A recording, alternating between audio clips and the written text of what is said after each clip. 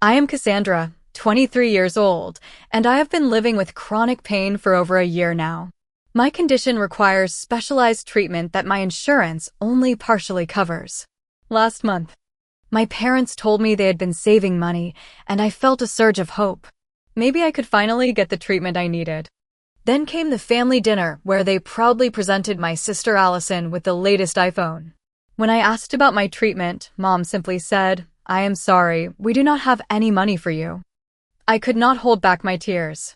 If you are watching this right now, let me know where you are from in the comments section. Hit that like and subscribe button if you have ever felt invisible in your own family. Now, let me tell you what happened next. Growing up in suburban Chicago, our family always appeared normal from the outside. My father, Jason, worked as an insurance agent, bringing in a steady income, while my mother, Diana, taught part-time at the local elementary school. We lived in a modest 3-bedroom house with a small backyard where we occasionally had summer barbecues with neighbors. On paper, we were the picture-perfect American family.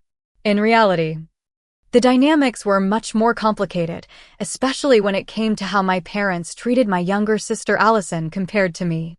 Allison, now 17, has always been the golden child. I noticed it early, but as a child, you tend to normalize your experiences. On my 10th birthday, I received a set of colored pencils because I enjoyed drawing. 2 months later, when Allison turned 7, she got an elaborate art set with professional supplies, an easel, and private art lessons. This pattern continued throughout our childhood. During Christmas, my wish lists would be carefully budgeted and often items crossed off as too expensive, while Allison would unwrap exactly what she asked for, regardless of cost. High school graduation gifts told the same story. I received a $100 gift card. Allison, who has not graduated yet, has already been promised a trip to Europe. The differences were subtle enough that complaining would make me sound petty, but consistent enough to create a deep-seated understanding of where I stood in the family hierarchy. I learned to be self-sufficient early. While Allison got allowance increases whenever she asked, I started babysitting at 14 and got my first real job at 16. By college, I was paying for most of my own expenses, taking out student loans, and working part-time to make ends meet. My parents contributed the minimum they could while maintaining the appearance of supportive parents. The health problem started during my junior year of college. At first, it was easy to dismiss the occasional joint pain as the result of waiting tables and carrying heavy textbooks across campus. I would wake up with stiff fingers, feel unusual fatigue, and sometimes notice my knees swelling after a long day. I chalked it up to stress and pushing myself too hard. By senior year, the symptoms became impossible to ignore. Some mornings, my hands were so stiff I struggled to brush my teeth. The pain moved between joints unpredictably, sometimes making it difficult to walk to class. After 3 visits to the campus health center with no answers, I finally saw a rheumatologist who ran a series of tests. The diagnosis came on a rainy Tuesday afternoon: an autoimmune disorder where my immune system was attacking my own joints. Without proper treatment, the doctor explained, I risked permanent joint damage that could affect my mobility for life. The recommended treatment was a specialized medication regimen that would cost approximately $5,000 for the initial course. My insurance would cover about 60%, leaving me to find $3,000. For most families, this would be a moment to rally together. For mine, it barely registered as important.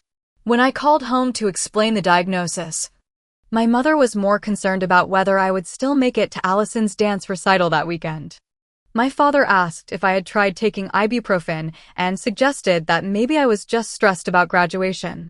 Still, I needed that money. My part-time job at Crimson Coffee Shop barely covered my rent and groceries. I was already working maximum hours while finishing my final semester of classes.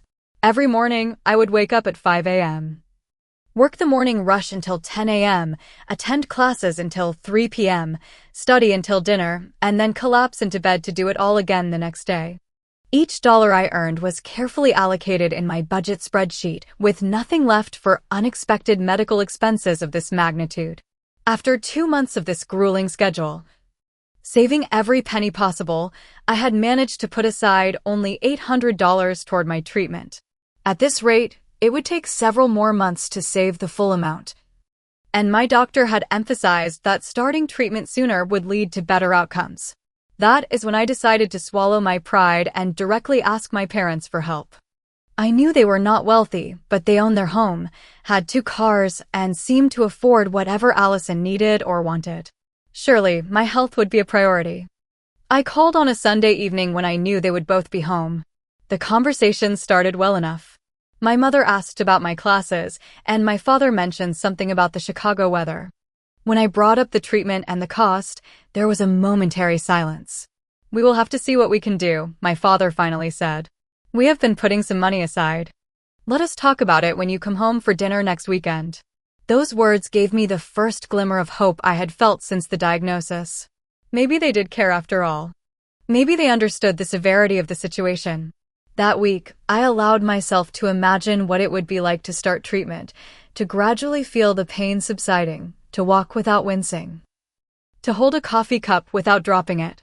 I imagined finishing my degree without physical agony competing for attention with my studies. By Friday, I had mentally composed a thank you speech. I would tell them how much their help meant to me, how I would pay them back once I graduated and found a full-time position. I even planned to make them a special dinner as soon as I felt better, to show my appreciation.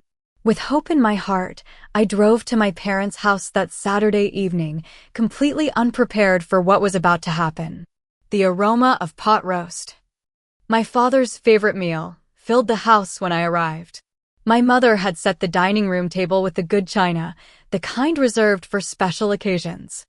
A bottle of wine stood open on the counter, and my father wore a button-down shirt instead of his usual weekend t-shirt. The atmosphere felt celebratory, which only reinforced my belief that they were going to help with my treatment. Allison bounced around the kitchen, checking her phone every few minutes and dropping not-so-subtle hints about the latest iPhone model. "Jessica got the new iPhone last week, and the camera quality is amazing," she mentioned casually while helping Mom with the salad. "My phone is practically ancient. I can barely run any of the new apps everyone is using." I noticed my parents exchanging knowing glances, little smiles playing at the corners of their mouths. I assumed they were amused by Allison's obvious hinting and felt a surge of affection toward them. Soon, I thought, they would redirect the conversation to more important matters, like my health. Dinner proceeded with the usual family small talk. Dad complained about a difficult client at the insurance agency. Mom talked about a problematic parent at school. Allison dominated most of the conversation with stories about her social life and upcoming school events. I spoke little, partly from anticipation, partly because the pain in my hands made cutting the pot roast challenging, though no one seemed to notice my struggle.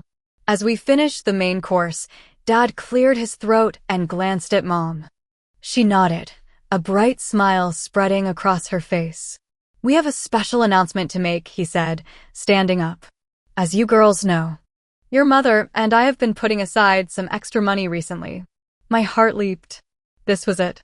They were going to offer to help with my treatment. I tried to keep my expression neutral, not wanting to appear presumptuous, but inside I was nearly crying with relief. Dad disappeared into his study and returned with a gift-wrapped box, which he placed in front of Allison with a flourish. "For our hard-working daughter," he announced proudly. The confusion must have shown on my face as Allison tore into the wrapping paper with excited squeals. Inside was the latest iPhone model, the one that retailed for about $1,200. Allison jumped up, hugging both parents and shrieking with delight. "This is the exact one I wanted. How did you know? Oh my God, I cannot wait to show everyone." "Thank you, thank you, thank you." I sat frozen, watching the celebration unfold as if from a great distance. The realization dawned slowly, then all at once. The special dinner, the knowing glances, the saved money. It was never about my treatment. It was about Allison's phone. When the initial excitement died down, I found my voice, though it came out smaller than intended. "What about my treatment?" I asked, looking directly at my parents. "The medication I need?" The room fell silent. Allison, still clutching her new phone, looked between us, suddenly uncertain. "What treatment?" she asked, but no one answered her. My mother's smile faltered. She glanced at my father, who suddenly became very interested in his wineglass. "I am sorry. We do not have any money for you right now," Mom finally said, her voice carrying that dismissive tone I knew too well. "Maybe next month we can start putting something aside." The casual way she said it, as if my health was an afterthought, an optional expense that could be indefinitely postponed, sent a wave of hurt through me so profound I could physically feel it in my chest. "Allison needs the phone for school." Dad jumped in, apparently sensing my distress. "All her assignments and group projects require it." "She has a phone," I pointed out, struggling to keep my voice steady. "It works fine. I saw her using it earlier." "That old thing?" Allison interjected. "It is practically falling apart, and the storage is full. I can barely take photos anymore. And I can barely use my hands some mornings," I replied, the words escaping before I could stop them. "The doctor said without treatment, I could have permanent damage." An uncomfortable silence descended on the table. Mom broke it by standing up abruptly and beginning to clear the plates. "Your treatment can wait another month," she said firmly. "We will figure something out then. Allison has been asking for this phone for months, and her birthday is coming up." Her birthday was actually 3 months away. Mine had passed 2 weeks ago with nothing but a text message from them. I could not bear to stay any longer. I mumbled something about an early shift at the coffee shop the next morning and grabbed my coat. No one tried very hard to convince me to stay. As I left, I could hear Allison already showing our parents some feature on her new phone, their oohs and ahs following me out the door. In my car, the tears I had been holding back finally spilled over. I called Nicole, my best friend since freshman year of college, who answered on the second ring. "How did it go? Are they helping with the treatment?" she asked immediately. Through broken sobs, I explained what had happened. Nicole's outrage on my behalf was both comforting and validating. "This is not normal, Cass," she insisted. "I know you are used to them treating you this way. But it is not okay. This is your health we are talking about, not some frivolous purchase." "Maybe they really cannot afford both," I said, still making excuses for them despite everything. "They cannot afford to help their daughter get necessary medical treatment, but can drop over $1,000 on a phone when Allison already has one that works? Listen to yourself, Cass. This is the pattern you have normalized your entire life." Nicole was right. In my heart, I knew it. She offered to lend me what she could toward the treatment, which amounted to $400 from her own tight budget. Her generosity stood in stark contrast to my own family's indifference, making the betrayal feel even more acute. That night, I updated my budget spreadsheet once more. With Nicole's help and my savings, I was now at $1,200. Still far short of what I needed, but I would find a way. I had to. Over the next few weeks, my condition deteriorated rapidly. The morning stiffness that once lasted an hour now persisted until midday. The pain, previously manageable with over-the-counter medications, now cut through the maximum dosage as if I had taken nothing at all. My hands, once merely stiff, now swelled visibly, making it difficult to perform even simple tasks like buttoning my shirt or typing notes for class. At Crimson Coffee Shop, I struggled to keep up with the pace during rush hours. Lifting the heavy coffee pots sent shooting pain through my wrists. Making lattes required a grip strength I no longer possessed reliably. I dropped 2 mugs in one shift, something that had never happened before. My manager, Linda, noticed, but thankfully attributed it to stress about upcoming finals rather than questioning my ability to do the job I desperately needed. To compensate for my declining efficiency, I started arriving 30 minutes early for each shift, unpaid, just to set up at a pace my body could handle. I stayed late too, slowly cleaning and restocking when no one was watching me struggle. The extra time at work meant less time for studying, which meant late nights despite my fatigue, which in turn worsened my symptoms in a vicious cycle. The financial pressure intensified alongside the physical pain. I had asked for extra shifts, ignoring my doctor's advice to rest more. Each paycheck went primarily to rent and utilities, with a small portion set aside for my treatment fund. To stretch my medication, I started cutting pills in half, taking them only on the worst days. Some nights I had to choose between buying groceries or pain relievers. Ramen noodles became a staple, despite knowing the poor nutrition likely worsened my inflammation. My parents remained oblivious to my struggle. Our weekly phone calls became briefer, partly because I had little energy for conversation, partly because I could not bear to hear about Allison's life with her new iPhone. She had created an Instagram account dedicated to her aesthetic photography taken entirely on the phone. My parents followed her religiously, commenting on every post with excessive praise. "Your sister might have a real future as an influencer," my mother mentioned during one call. The phone was such a good investment for her creativity. I bit back the response that burned in my throat. What about investing in my health? In my future? Instead, I murmured something non-committal and ended the call as quickly as possible. 3 weeks after the iPhone dinner, disaster struck during a particularly busy morning shift. I had been pushing through intense pain since waking, taking an extra half pill despite my rationing system. The coffee shop was understaffed, with one barista calling in sick. The line stretched to the door, and I moved as quickly as my body would allow, ignoring the warning signals it sent with each movement. I was carrying a tray of clean mugs from the dishwasher when my right wrist simply gave out. The pain came not gradually but all at once, as if someone had struck me with a hammer. The tray clattered to the floor, mugs shattering across the tile. I might have followed them down if Karen, the shift manager, had not caught me by the arm. "Cassandra, are you okay?" she asked, her face swimming in my vision as black spots danced at the edges. I was not okay. The pain had triggered a vasovagal response, my blood pressure dropping suddenly. Karen helped me to a chair in the back room while another employee cleaned up the broken ceramics. As the dizziness subsided, embarrassment and fear took its place. I could not afford to lose this job. "I am fine," I insisted, trying to stand. "Just lost my grip for a second." Karen blocked my path back to the front. "You're pale as a ghost and your hand is swollen to twice its normal size. That is not fine. When was the last time you saw a doctor about this?" I admitted it had been weeks. "Since the initial diagnosis." Karen shook her head firmly. "I cannot let you work like this. It is a liability for the shop and dangerous for you. Either you go get checked out right now, or I have to reconsider your shifts until you do." The ultimatum left me no choice. With my treatment fund still woefully inadequate, I reluctantly took a taxi to the emergency room, knowing it would set me back even further financially.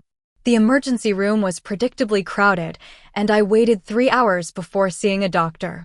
Dr. Gregory, a middle-aged man with kind eyes and a direct manner, examined my hands and wrists carefully.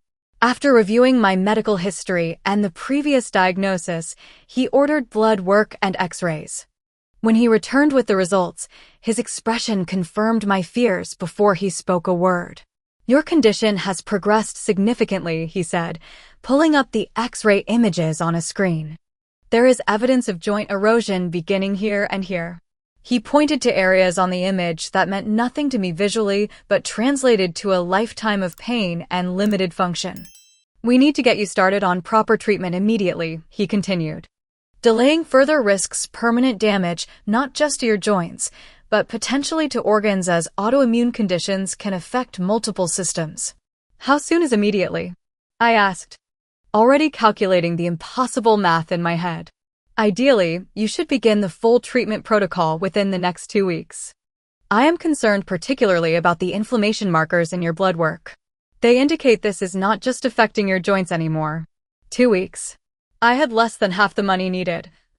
No way to work more hours in my current condition, and parents who had made their priorities crystal clear.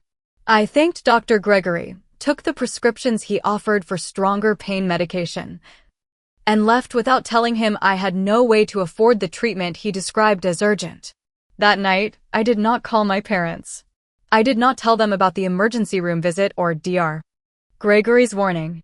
Something in me had shifted, a recognition that I truly was on my own in this fight. I took the new pain medication, set my alarm for work the next day, and fell into a troubled sleep, still unsure how I would find a way forward. 1 week after the emergency room visit, with Dr. Gregory's 2-week deadline looming, I finally gathered the courage to approach my parents again. This time, I came prepared with medical documentation, the emergency room report, X-ray images showing the beginning of joint erosion, and a detailed letter from Dr. Gregory explaining the urgency of treatment. I arrived at their house on a Sunday afternoon, having texted ahead to make sure they would be home. Allison was there too, sprawled on the living room couch, her attention fixed on her iPhone as usual. She barely looked up when I entered. "Cassandra, this is a surprise," my mother said, giving me a quick hug. "Is everything okay? You look tired." The concern in her voice gave me a flicker of hope. Maybe seeing the medical evidence would make a difference. Maybe they just had not understood the severity of my condition.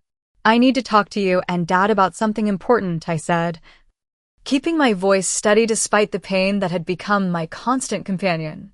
We sat at the kitchen table, the same place where they had presented Allison with the iPhone 3 weeks earlier. I laid out the medical documents one by one, explaining what each meant in simple terms. "The doctor says I need to start treatment within the next week," I concluded. "Otherwise, there could be permanent damage. I have been saving everything I can, but I am still short about $1,800. My father picked up one of the X-ray images, studying it with a frown. "And your insurance will not cover more of this? They cover 60%. I have called them repeatedly, but that is their maximum for this treatment." My mother sighed, looking genuinely troubled. "Cassandra, you know we would help if we could, but money is very tight right now. With property taxes coming up and Allison's college application fees." "I understand," I said, though I did not. "But this is about my health. The pain is getting worse every day. I had to go to the emergency room last week because my wrist gave out completely at work." "The emergency room?" my father repeated, alarm finally registering in his expression. "Why did not you call us? Would it have made a difference?" The question slipped out, sharper than intended. An uncomfortable silence fell over the table. My mother fidgeted with her wedding ring, a nervous habit I recognized from childhood discussions about money. "Let us think about what we can do," my father finally said, gathering the medical documents into a neat pile. "Maybe we can move some things around, tighten our belts elsewhere."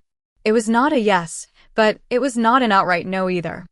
I left their house with cautious optimism, though experience had taught me to temper my expectations when it came to my parents' support. That optimism was shattered the very next day. I had forgotten my pain medication at their house and returned to pick it up. No one answered when I knocked, but the door was unlocked. I called out as I entered, not wanting to startle anyone. When no one responded, I assumed they must be in the backyard or garage. As I passed the home office looking for my medication, I overheard my parents' voices. They had not heard me come in. "We should just tell her we cannot help right now," my father was saying. "The Bahamas package is non-refundable, and we have been planning this vacation for months." "I know," my mother replied. "But did you see those X-rays? I feel terrible. Maybe we could postpone the trip." "And lose the deposit? That is over $2,000 down the drain.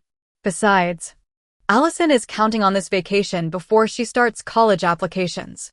She needs the break after working so hard this year." I stood frozen in the hallway, the betrayal washing over me anew. They had money for a Bahamas vacation, but not for my medical treatment. I was about to turn and leave when Allison burst through the front door, waving her iPhone excitedly. "Mom, Dad, come look at this. My TikTok about morning routines just hit 10,000 views." My parents emerged from the office, their faces transforming from concerned to delighted at the sight of Allison. They crowded around the phone screen, watching whatever content Allison had created, exclaiming with exaggerated enthusiasm. "You are a natural at this," my mother gushed. "I told you the phone was a good investment.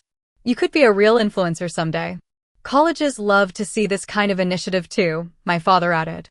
"Creative digital content is the future." I stepped into the room then, unable to contain myself any longer. So the iPhone was an investment in Allison's future, but my medical treatment is an optional expense. They all turned. startled by my presence. Allison had the grace to look embarrassed, quickly lowering her phone. "Cassandra," my mother began, "we did not hear you come in." "Clearly," I replied. "I came back for my medication. The medication I have to ration because I cannot afford the treatment I need. The treatment you cannot help with because money is tight. Except apparently not too tight for Bahamas vacations." "You were eavesdropping," my father accused, his expression hardening. "I was walking into my childhood home and overheard the truth you will not say to my face." What followed was the argument that had been brewing for years. All the accumulated hurts and perceived favoritism poured out of me. I told them about cutting pills in half, about choosing between food and medication, about working through pain so severe I could barely hold a coffee mug. I told them about Dr. Gregory's warnings and the permanent damage I faced without treatment. "I have never asked you for anything," I concluded, my voice raw with emotion. "I put myself through college, I pay my own rent, I have worked since I was 16. The one time I truly need your help, you choose a phone and a vacation over my health." My mother was crying by then, but whether from guilt or from being confronted, I could not tell. My father maintained his defensive stance, insisting they had always treated us equally, that I was exaggerating the situation. Allison, surprisingly, spoke up. "Maybe I do not need to go to the Bahamas. Or maybe I could sell the iPhone and get something cheaper." "Absolutely not," my father responded immediately. "You are not giving up your phone. Cassandra is an adult who needs to handle her own responsibilities." That final dismissal was the breaking point. I grabbed my medication from the counter and left without another word, ignoring my mother's tearful calls to come back and talk more. The next morning, I woke feeling worse than ever before. The emotional strain of the confrontation had exacerbated my physical symptoms. My temperature was elevated, my joints were visibly inflamed, and a new symptom had appeared, a rash spreading across my chest and neck. I called in sick to work and to my one remaining final exam, emailing my professor about the medical situation. Then I tried to rest, taking one of my rationed pain pills and applying cold compresses to my most swollen joints. By afternoon, my condition had deteriorated alarmingly. The fever climbed despite over-the-counter fever reducers. The room spun when I tried to stand. My thoughts became foggy, disconnected. In a moment of clarity, I recognized these as signs of a serious autoimmune flare affecting multiple systems, just as Dr. Gregory had warned could happen. I reached for my phone to call for help, but my fingers were too swollen to operate the touchscreen effectively. After several failed attempts, I managed to activate the voice assistant. "Call 911, I croaked, my voice barely recognizable. The dispatcher's voice seemed to come from far away. I struggled to give my address and explain my condition. The last thing I remember clearly was the sound of sirens in the distance. Then fragmented impressions, paramedics lifting me onto a stretcher, bright lights overhead, an oxygen mask being placed over my face. Urgent voices discussing critical inflammation markers and organ involvement. In the ambulance, as consciousness slipped away, one thought circled in my mind. Would my parents even care that I was fighting for my life while they planned their Bahamas vacation? I drifted in and out of consciousness for what felt like days. Hospital noises filtered through my awareness, beeping monitors, squeaking shoes on linoleum, hushed medical terminology exchanged over my bed. When I finally opened my eyes with some clarity, the first person I saw was not a family member but Nicole, dozing in an uncomfortable-looking chair beside my hospital bed. "Nicole?" My voice came out as a rasp, barely audible. She startled awake immediately, relief washing over her face. "Cass. Thank God. Let me get the nurse." Within minutes, a medical team was checking my vitals, asking orientation questions, and explaining what had happened. I had experienced a severe autoimmune crisis, with inflammation affecting not just my joints, but my heart and kidneys as well. I had been in the ICU for 2 days, receiving aggressive treatment to bring the inflammation under control. "Where are my parents?" I asked Nicole when we were alone again. "Do they know I am here?" Nicole's expression tightened. "They know now. I could not reach them at first. When the hospital could not contact your emergency contacts, They called me because I was your last outgoing call. I finally tracked your parents down at some restaurant last night. They're on their way now." As if summoned by our conversation, my parents burst into the room, faces pale with shock. My mother rushed to the bedside, tears already streaming down her face. My father hung back, looking stunned and uncertain.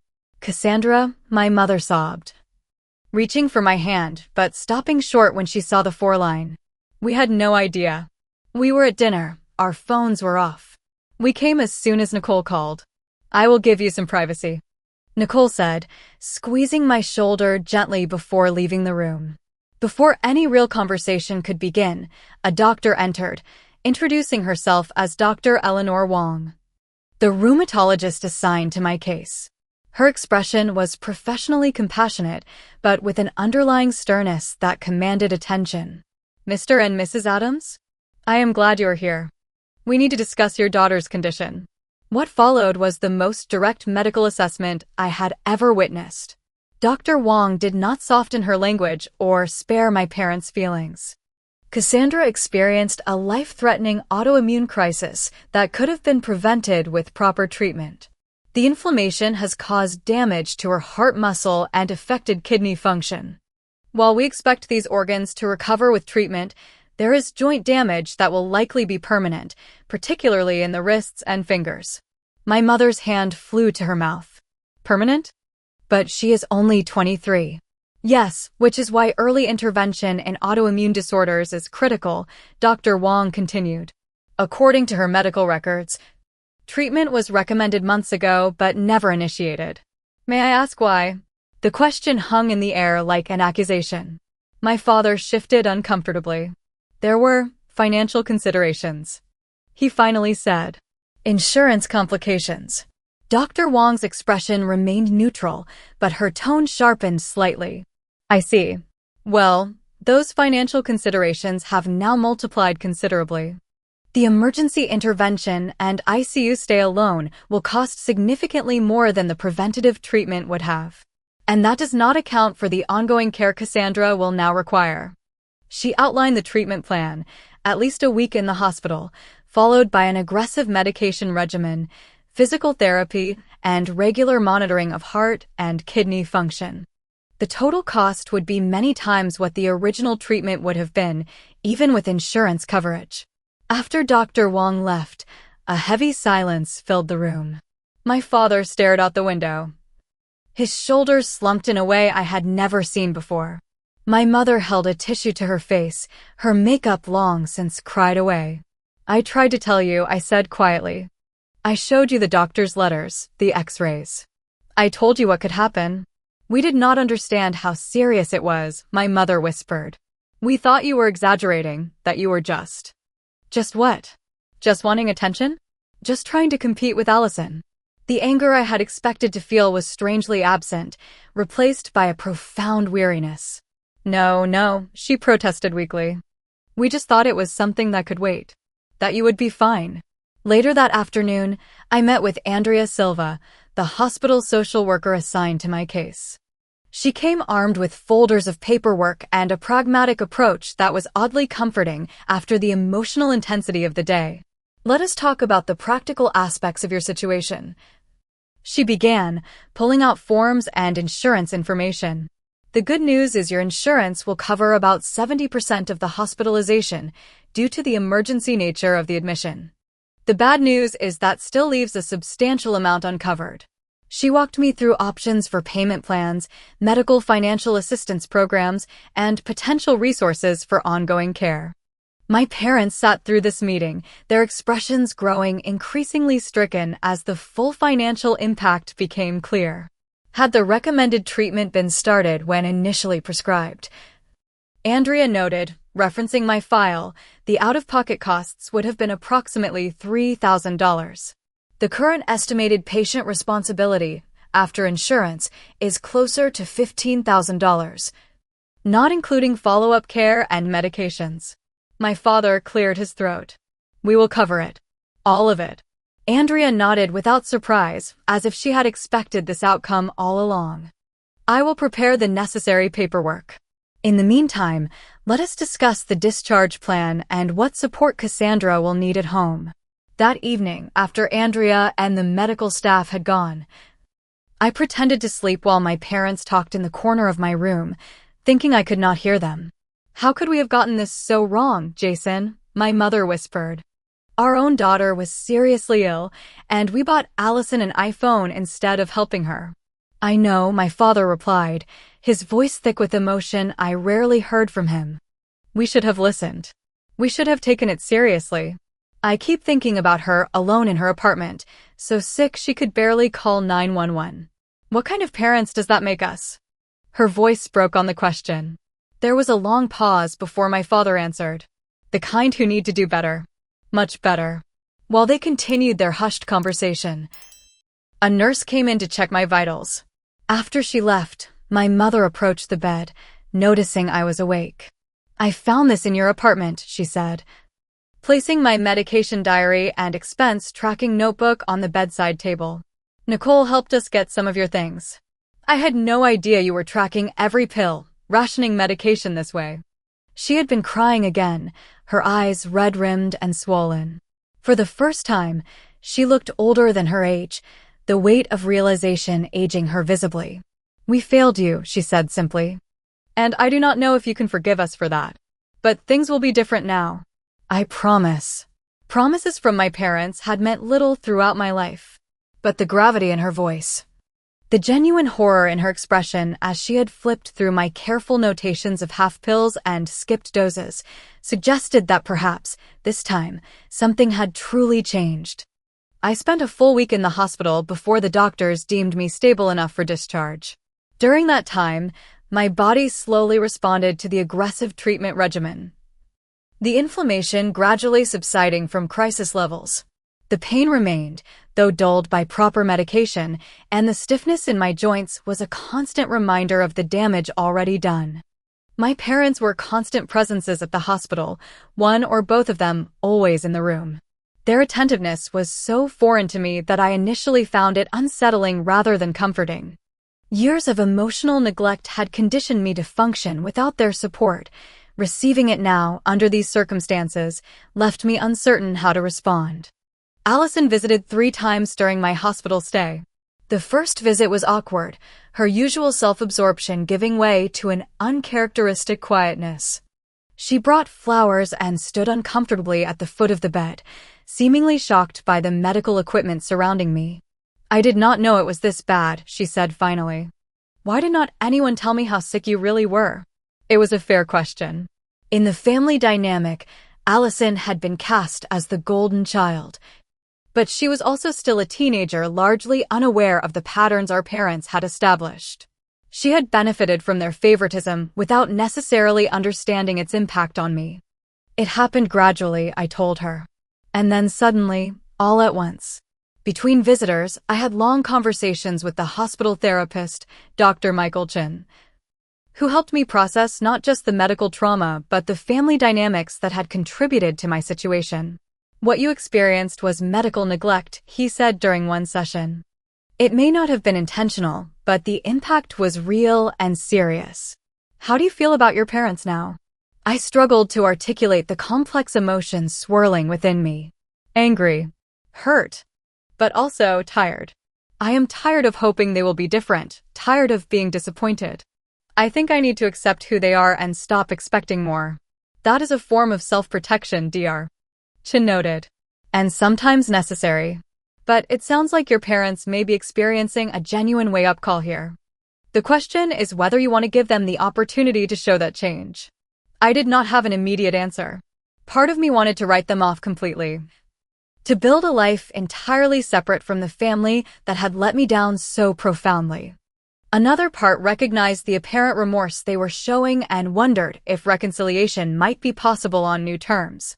While I contemplated these questions, practical matters demanded attention. My apartment lease was ending in 2 weeks, and I was in no condition to pack or move. My job at the coffee shop was in jeopardy after my extended absence. And my degree completion hung in the balance, with one final exam still outstanding. Nicole, proving herself the true family I had chosen, stepped in with solutions. She spoke with my landlord and arranged a month-to-month extension. She contacted my professor, who agreed to let me take the final exam remotely once I was recovered. And she offered her spare room as a place for me to stay during recovery, eliminating the need to climb the 3 flights of stairs to my current apartment. My parents, meanwhile, were making their own adjustments. My father came to the hospital one afternoon without my mother, looking uncomfortable but determined. "I sold my Rolex," he announced without preamble. "The one I got for 20 years at the agency. It covered about a third of your hospital bill." The watch had been his prized possession, something he showed off at every family gathering. The sacrifice, though relatively small in the grand scheme, represented a significant shift in priorities. My mother made changes too. She took on additional tutoring hours after school, explaining that the extra income would go directly to my medical expenses. She also began researching autoimmune disorders extensively, arriving at the hospital each day with new articles and questions for the medical staff.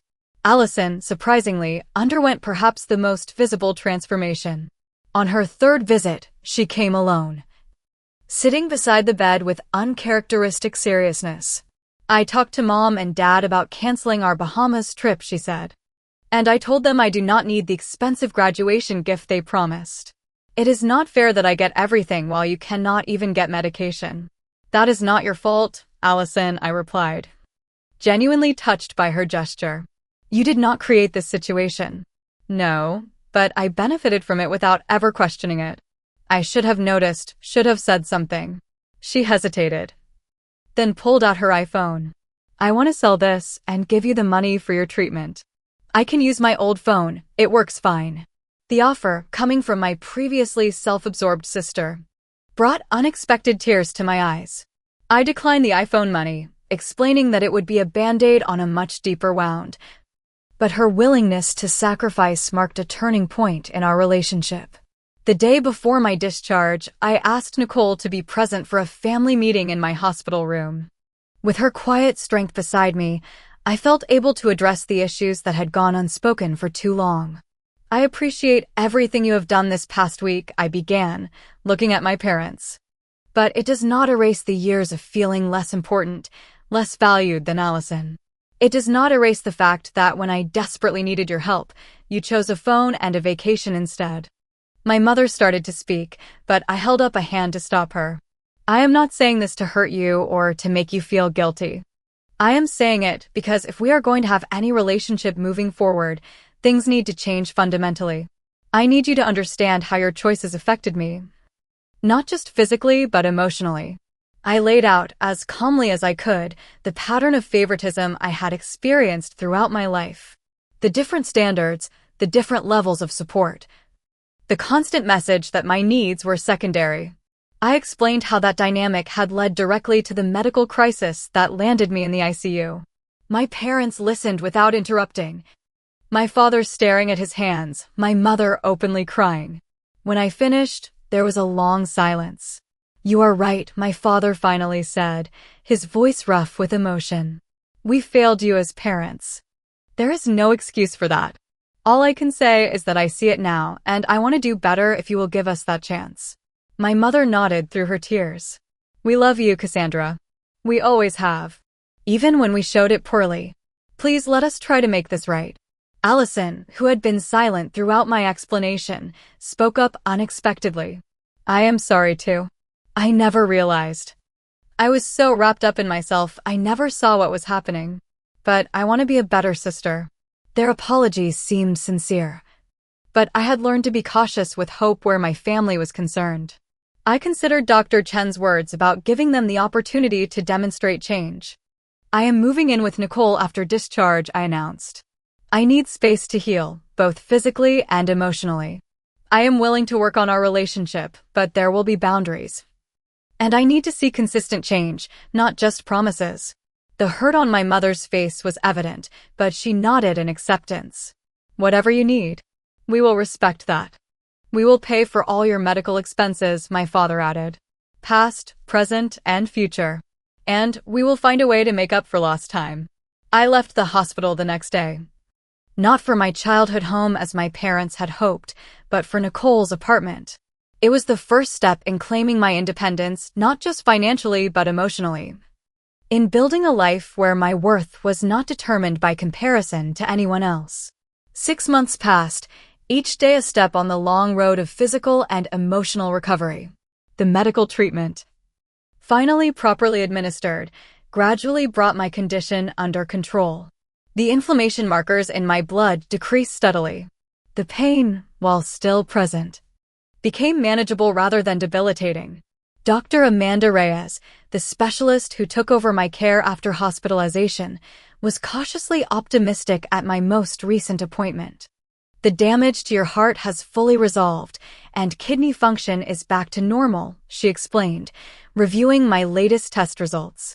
There is some permanent joint damage, particularly in your right wrist and several finger joints, but with continued physical therapy, you should maintain good functionality. I had come to terms with the permanence of certain changes. Some mornings, my hands would never again move with the easy flexibility of youth. Certain activities would always require adaptation or assistance. But compared to the crisis point 6 months ago, these limitations felt like a reasonable compromise. Against considerable odds, I had completed my degree, taking that final exam from Nicole's apartment and graduating with my class, albeit attending the ceremony with a wrist brace and carefully managed pain medication. The sense of accomplishment was sweeter for the obstacles overcome. The coffee shop had been unable to hold my position during my extended absence, but with my degree finally in hand, I found an entry-level position at a marketing firm that offered better pay, regular hours, and health insurance that covered a greater percentage of my ongoing treatment. The physical healing, challenging as it was, proved simpler than the emotional recovery. Twice-weekly therapy sessions with Dr. Lisa Thornton helped me untangle the complex web of family dynamics that had shaped my self-perception and expectations. You internalized the message that your needs were less important, Dr. Thornton observed during one session. That belief influenced everything from your reluctance to ask for help to your minimization of serious health symptoms. I always thought I was being self-sufficient, I admitted. Strong and independent. There is strength in independence, certainly. But there is also strength in knowing when to lean on others, in believing your needs deserve attention and care. This perspective shift did not happen overnight. It came in small realizations, in moments when I caught myself automatically diminishing my own needs or apologizing for taking up space. Each time I recognized the pattern, I could choose a different response, gradually rewriting the internal script that had guided me for so long. My parents, to their credit, seemed equally committed to their own growth process. They began attending family therapy sessions, first on their own and later inviting Allison to join. They never pressured me to participate, respecting the boundary I had established, but occasionally shared insights from their sessions if I expressed interest. The therapist helped us see how we created different roles for you and Allison. My mother explained during one of our now regular phone calls. We put so much pressure on you to be self-sufficient that we stopped seeing when you truly needed support. And we infantilized Allison, never expecting her to develop the independence you had to learn so young. My father, traditionally reticent about emotional matters, made his own halting efforts at change. He created an emergency health fund in my name, depositing money monthly that I could access without question if medical needs arose. The practical gesture communicated what he struggled to express in words, that my health was now a priority. Allison, perhaps the most surprising element in this family transformation, blossomed when finally expected to demonstrate responsibility. She sold her iPhone after all, despite my objections, using the money to buy a more modest phone and donating the difference to an autoimmune disease research foundation in my name. She began volunteering at a hospital and decided to pursue nursing as a career path, inspired partly by witnessing the care I had received. 3 months after my hospitalization, we attempted our first family dinner since the crisis. We met at a neutral restaurant rather than my parents' house, with Nicole accompanying me as moral support. The conversation was awkward at times, with each of us navigating new dynamics and sidestepping old triggers. But it was also the most honest interaction we had ever shared as a family. "I cannot promise we will never make mistakes again," my father said toward the end of the meal. "But I can promise we are trying to understand where we went wrong and how to do better." Slowly, cautiously, we established a new normal. Monthly family dinners became a tradition, each one slightly more comfortable than the last. My parents learned to respect my boundaries, to ask rather than assume, to listen when I expressed needs or concerns. I learned to articulate those needs clearly, to advocate for myself without apologizing, to accept support without viewing it as weakness. The most profound change, however, was internal. I no longer measured my worth by my parents' recognition or approval. I built a chosen family of friends who valued me unconditionally. I prioritized my health without guilt. I recognized my own resilience and strength, not as adaptations to neglect, but as authentic qualities to be proud of. On the 1-year anniversary of my hospitalization, I sat in my new apartment, surrounded by friends celebrating my rebirth day, as Nicole had dubbed it. My parents and Allison had been invited and were making an effort to blend into this chosen family gathering, bringing food and participating in conversations with genuine interest. Looking around at this unlikely assembly, I realized that crisis had indeed revealed truth. The painful reality of family dynamics that had nearly cost me my health, but also the possibility of growth and change when that truth was finally acknowledged. The journey had been painful, the cost higher than it should have been, but the outcome was a life rebuilt on more solid foundation. I have learned that love should be unconditional, but trust must be earned through consistent action. I have discovered that forgiveness is possible without forgetting, that boundaries can coexist with connection, that healing happens in increments too small to notice until one day you realize how far you have come. If my story resonates with you, remember that your needs matter. Your health matters. You deserve care and support, not as a reward for self-sufficiency, but as your birthright as a human being. Sometimes the people who should provide that care fail us, but that failure reflects their limitations, not your worth. Have you ever experienced being overlooked in your family? How did you handle it? Let me know in the comments below. If this story helped you feel less alone, please like and subscribe for more content about healing and self-discovery. Share with someone who might need to hear that their needs matter too. Thank you for being part of my journey, and remember, advocating for yourself is not selfish, it is necessary.